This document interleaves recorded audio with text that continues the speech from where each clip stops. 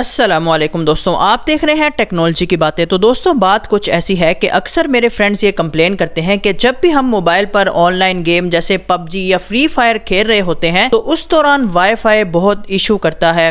एक तो पिंग बहुत ज़्यादा हाई आती है, दूसरे नंबर पर वाईफाई बार बार डिस्कनेक्ट हो जाता है जिसकी वजह से गेम बंद हो जाती है। तो आज की वीडियो में मैं आपके लिए बहुत ही ज़बरदस्त सोल्यूशन लेकर आया हूँ। सबसे पहले आपने अपने मोबाइल को एयरप्लेन मोड में लगा देना है। उसके बाद आपने मैक्सिमम 1 मीटर तक की ईथरनेट केबल यूज करनी है और आप जिस कंपनी का भी इंटरनेट यूज करते हैं आपने अपने डिवाइस की किसी भी नंबर की लैन पोर्ट में केबल का एक एंड कनेक्ट कर देना है। उसके बाद आपके पास ये छोटा सा एडाप्टर होना चाहिए जिसे हम USB टू ईथरनेट एडाप्टर कहते हैं। ये आपको मार्केट से मिल जाएगा।